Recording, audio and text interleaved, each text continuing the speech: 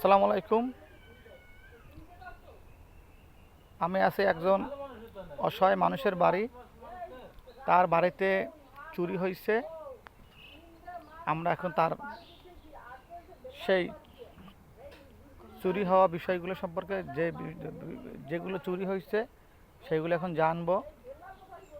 আপনারা যাকে দেখতে পাচ্ছেন এর নাম হলো সালেহা খাতুন। এর বাবা কিছুদিন আগে মারা গেছে। খুবই অসহায় একজন মানুষ। সে হাঁস মুরগি পোষে এবং হাঁসের ডিম, মুরগির ডিম, হাঁসের বাচ্চা, মুরগির বাচ্চা এগুলো বিক্রি করে সে তার হাত খরচ চালায়। কারণ তার ভাই, সেও অত্যন্ত গরিব মানুষ, তার পরিবার নিয়ে চলাই দুষ্কর। ভাইয়ের সংসারে থাকে, ছোটো ভাইয়ের সংসারে তার দুটো ভাই আছে। তারা তার ভরণ পোষণ দেয় কিনা আমরা জানি না, তবে জানি ছোটো ভাইয়ের সাথে থাকে। ছোটো ভাই অসহায় হলেও সে তাকে খুব ভালোবাসে। ভাইয়ের সংসারে থেকে হাঁস মুরগি পোষে এবং সে তার তার যে চাহিদা, ছোট ছোট যে চাহিদাগুলো পূরণ করে সে। এখন তার দুঃখজনক বিষয়, দুদিন আগে তার বাড়ি থেকে দিনে দুপুরে তার হাঁস চুরি হয়েছে। আমরা এখন তার কাছ থেকে জানবো তার আসলে কী কী চুরি হয়েছে। একটু বলেন খালা, আপনার কী চুরি হয়েছে? দেখেন, বলতে পারতেছে না, আসলে আসলে দুঃখের বিষয়ে সে কাঁদতেছে। এটা দুঃখজনক ব্যাপার খুব। আসলে এই মানুষটার হাঁস যে চুরি করে, আল্লাহ জানেন আল্লাহ তার কী বিচার করবে।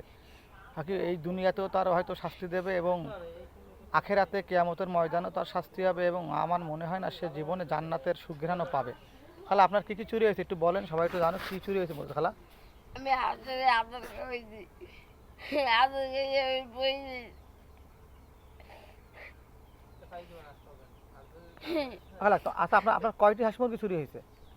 আমার ছয়টা, তিনটে বুড়া, তিনটে চাপ। তিনটা মানে বড় রাজহাঁস, বুড়ো হাঁস আর কি যারা বলে, আর তিনটা বাচ্চা। বাচ্চা ডাক গরু করেছি। তাও ডাঙ্গর আছে, 1-1.5 মাস হয়েছে বয়স। প্রায় 2 বছর। আচ্ছা, আর কোনো মুরগি টুরগি চুরি হয়েছে? না, আমার মুরগি নেই। শুনছেন আপনারা, তার যে এই 3টি বড় হাঁস এবং 3টি বাচ্চা হাঁস, তার 1-1.5 মাস বয়স হয়েছে। তো এই যে মানুষটা দেখেন, তাকে উচিত আসলে প্রত্যেকের সাহায্য সহযোগিতা করা। সেখানে তার হাঁস যে চুরি করে, আসলে সে কি মানুষ? সে কি মানুষের জন্মের নাকি? আমি আসলে এটা বুঝতে পারি না। আপনারাই কমেন্টে জানাবেন এবং আপনারা সবাই চেষ্টা করুন যাতে সে তার হাঁসগুলোকে ফিরে পায়। আর এই যে চোর, তোমার উদ্দেশ্যে বলতেছি, তুমি কিন্তু কাজটা ভালো করো নাই। এর উসিলায় তুমি জীবনে অনেক চুরি করছো, সেখানে তোমার পানিশমেন্ট হয় না। কিন্তু আমি আশাবাদী এই খালার এই চুরির অপরাধে হয়তো তোমার এমন শাস্তি হবে, হয়তো এখান থেকে তুমি জানি না তুমি ধরা পড়বে কিনা বা পার পেয়ে যাবে কিনা, তবে তোমার এমন শাস্তি হবে যে তুমি কল্পনাও করতে পারবে না। কারণ আল্লাহ উত্তম ফয়সালাকারী, সে যদি ফয়সালা করে তাহলে তোমার স্থান কোথায় হবে তুমি জানো না। আর একটা বিষয় আমি বলি, সেটা হলো তোমার সুযোগ আছে এখনও। তুমি যদি পারো, তোমাকে একটা মেসেজ দিই, সেটা হলো তুমি এসে তার কাছে তার পা ধরে ক্ষমা চাও এবং তার সেই হাঁসগুলো ফেরত দিয়ে দাও। আমরা সবাই এটাই কামনা করছি। বেদনাদায়ক আসলে বিষয়টা। আমরা এখন তার প্রতিবেশীর সাথে একটু কথা বলবো। আচ্ছা, আপনি বলেন, এই যে খালার হাঁসটা চুরি হয়েছে, এটা আপনি শোনার পর আপনার কেমন লাগছে? আমার খুবই খারাপ লাগছে, কারণ আমারও তো হাঁস মুরগি আছে। কারণ আমার বাড়ির সাইডের হাঁস মুরগি যা, মানে আমার তাও তো যা, কিন্তু এরকম যাওয়া ঠিক না। সে তো একটা অসহায় ব্যক্তি। তা আপনার কি কখনো হাঁস মুরগি চুরি হয়েছে? হ্যাঁ, আমার হাঁস মুরগি চুরি হয়েছে। আমার যতটা কষ্ট হয়েছে তার ততটা কষ্ট হয়েছে তার হাঁস চুরিতে। মানে আপনার হাঁস মুরগি চুরি যতটা কষ্ট না হয়েছে, তার হাঁস চুরিতে আপনি বেশি কষ্ট পাইছেন? কষ্ট পাইছি। আচ্ছা, যাই হোক, সে বুঝেই বলতে পারে না বিষয়টা। শুনলেন আপনারা প্রতিবেশীর কথা। আসলেই কষ্টদায়ক, বেদনাদায়ক। কী আর বলবো, আসলে মানুষ আর মানুষ নাই পৃথিবীতে। মানুষ হয়ে গেছে জানোয়ারের চাইতে খারাপ, এর চাইতে জানোয়ার ভালো। আচ্ছা, পাশের আর এক ভাই আসছে। এই ভাইয়ের, আমার এই খালার বাড়ির পূর্ব পাশে তার বাড়ি। সে ভাই সগির ভাই, আমাদের খুব সুপরিচিত ভাই। আচ্ছা ভাই, এই যে হাঁস মুরগি চুরি হয়েছে ভাই, তা আপনি কি বাড়ি ছিলেন? না, আমি তো সকালবেলা গেছি, যাইয়ে ধান কাটছি, আর সন্ধ্যার পরে বাড়ি এসেছি। কিন্তু আমরা আফসোস করছি যে জিনিসটা নিয়ে গেছে এবং খুব দুঃখ প্রকাশ করছি।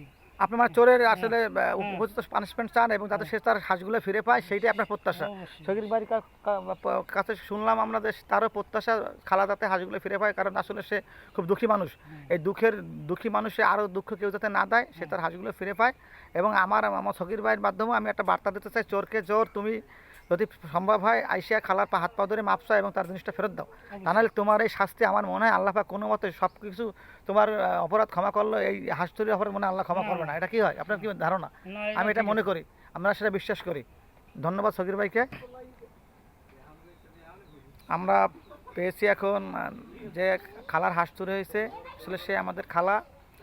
আর এই খালার ভাইপো যে ছোটো ভাইয়ের কাছে থাকে যে সংসারে, সেই সংসারের তার ছোটো ভাইয়ের এই দুই ছেলে এক মেয়ে, দুই মেয়ে, তার এই বড় ছেলে, তার কাছে কিছু শুনবো।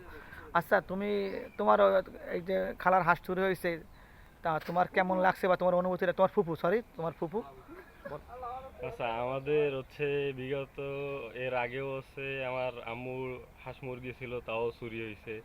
এ নিয়ে আমরা অতটাও কষ্ট পাই নাই, কিন্তু বর্তমানে যে আমার ফুপুর যে তিনটা বড় রাজহাঁস, তিনটা বাচ্চা, এগুলো চুরি হওয়াতে যে কষ্ট হয়েছে তা বলার মতো না।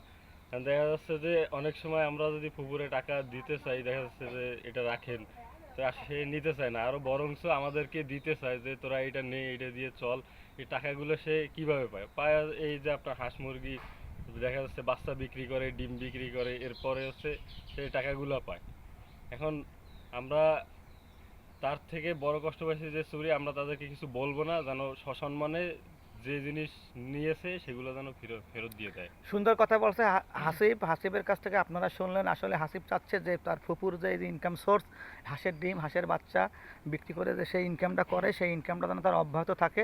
চোরকে সে বিনীত অনুরোধ জানাইছে যাতে সে তার ফুপুর এই জিনিসগুলো ফেরত দেয়, তাতে তাদের চোরের প্রতি কোনো আক্ষেপ থাকবে না।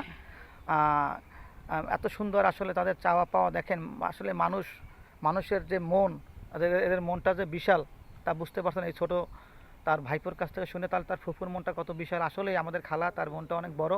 আমরাও চাই আপনি অনুগ্রহ করে যারা এর সাথে জড়িত আছেন তারা সবাই মিলে তার এই জিনিসটা ফেরত দিয়ে দেন।